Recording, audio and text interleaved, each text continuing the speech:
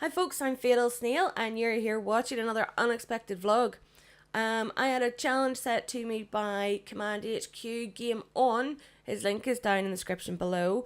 And basically Andy has set me a list of 7 questions that, well, I don't know if anybody else wants them answered, but our little community over on Facebook does.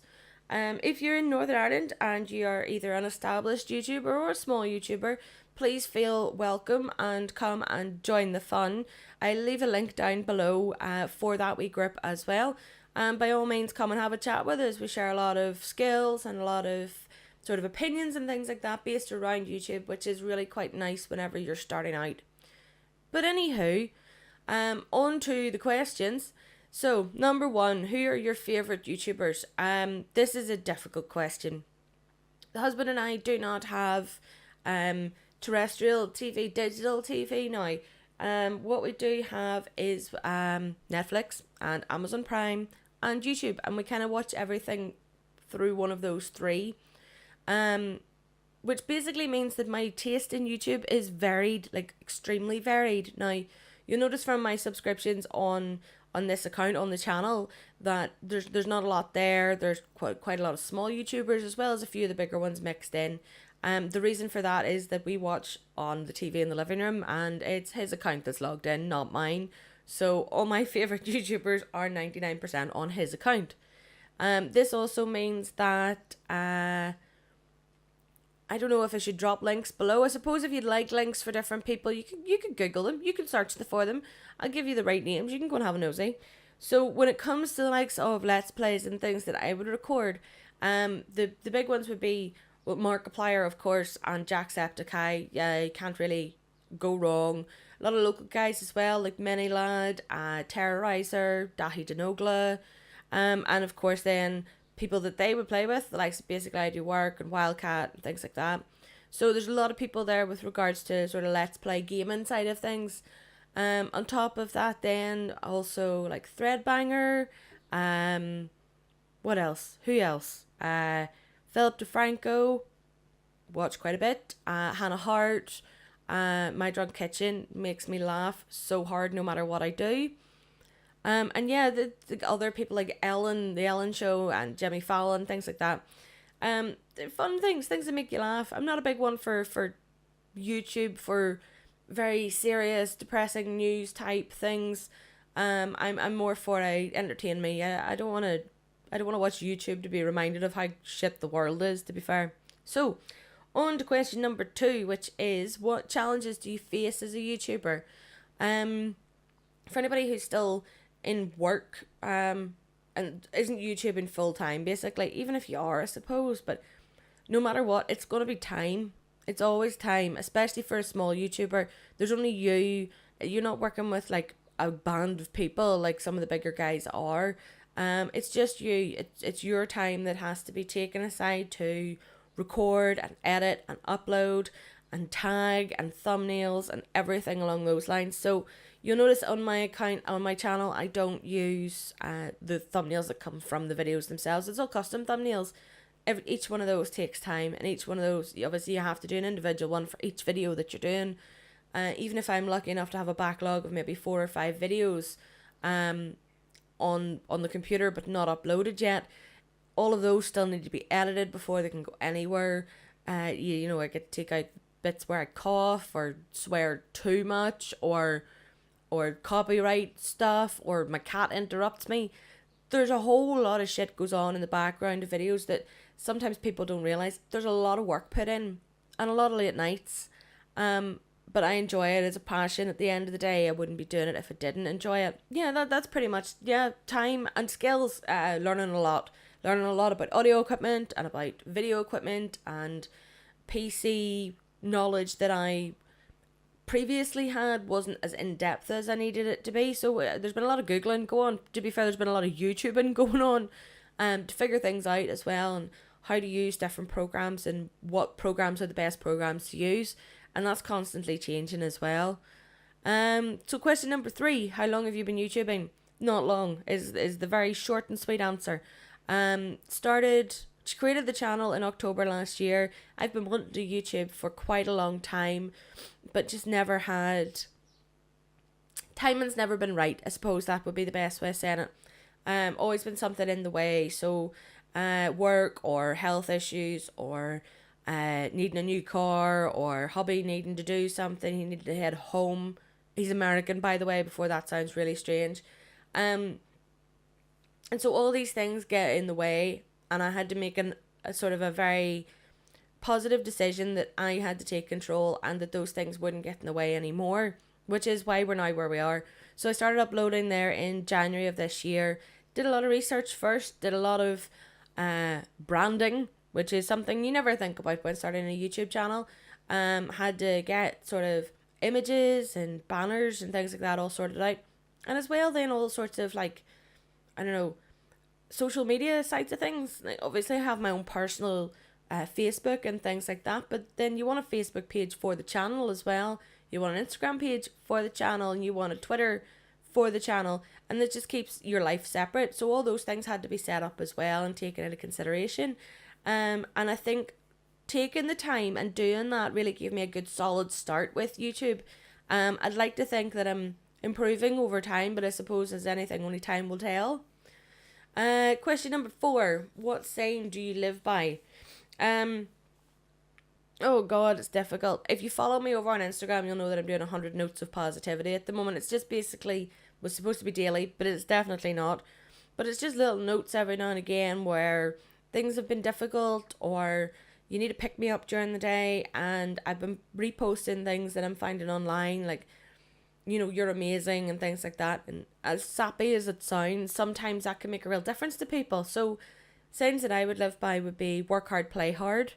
No point in putting your nose to the grindstone and doing nothing but that, because you will burn yourself out. So for me, YouTube, especially with the recording side of things, is definitely a fun thing to do. Even if I'm getting infuriated and angry and ragey and threatening to quit and throw things out the window, it's still fun. It's still not work. That's just fun. The work starts then after that. And that goes with day-to-day life as well. I work hard in work. I come home, I chill with my husband. That's what I do.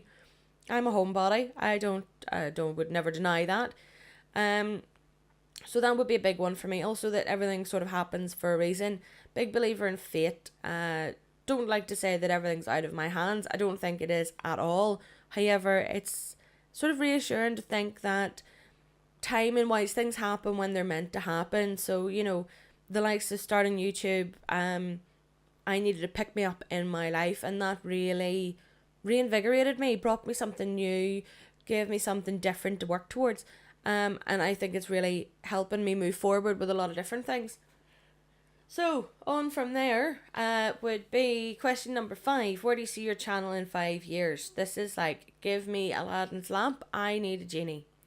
So we could sit here and go like 1 million subscribers, which would be fucking amazing, to be fair. However, I'm not in this for the money. Anybody who does YouTube and does it well will tell you that if you start YouTube for the money, you're going to end up failing. You have to have a passion for it, and I enjoy it.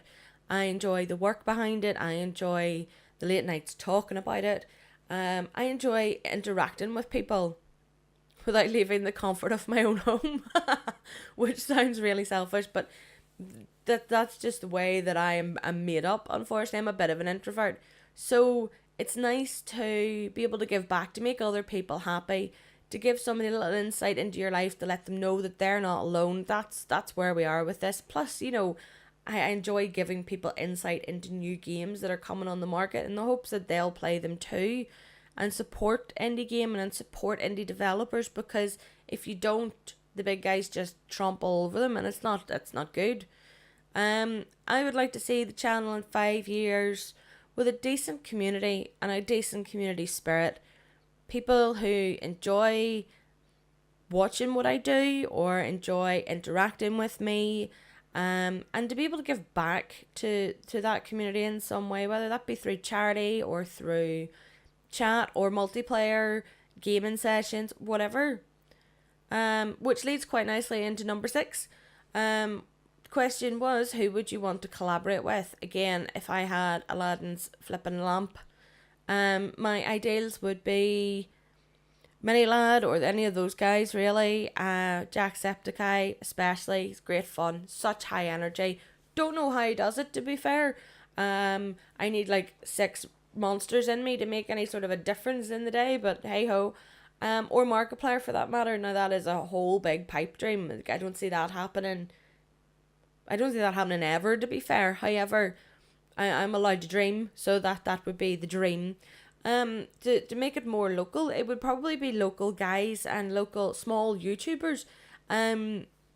People who are like myself, starting out, still not 100% on what they're doing, but who love it for what it is.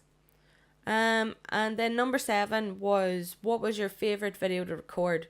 Very difficult question. Extremely difficult. Most recently would be there's pooping my soup, pooping with friends. I had a lot of fun with that video. We had a few technical mishaps throughout it, I must admit. Game kept crashing out on me, but even through that, I kept going back to it because it was just so much fun. There's a slight bit of strategy involved, I suppose, but there's no like great storyline or anything with it. It's just stupid fun, and good music and something that's very enjoyable. Other than that, I really enjoyed Slow Drive. Now, hear me out. I know yous are all screaming, but oh god, the rage. Yes, there was rage, but I keep going back to it. That's the problem. I enjoy it. It is fun to play. It is so good to get that achievement whenever you manage to pass a single course. And so it's something that's a bit different and a bit more invigorating, I suppose would be the right word. So, saying all that, that is the end of the Q&A. This is something where anybody, I suppose, within the Northern Ireland YouTube community on Facebook, very big mouthful to say, please, by all means, repost this, get your own vlogs up there, get answering these questions. They're not difficult. Other than that, I think I'm going to call out a new guy on the community page, and that would be the Ulster Gamer.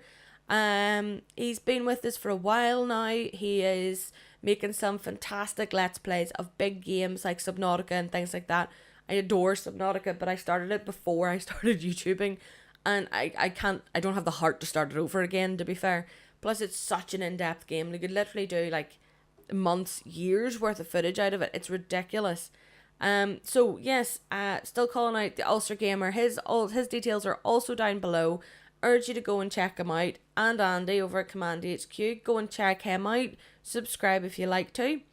And as always, on my end, please like and subscribe the video if you enjoyed it. Leave a comment down below. Share it out with the entire world should you wish to. Other than that, cheers for keeping me company, guys, and we'll see you soon. Bye.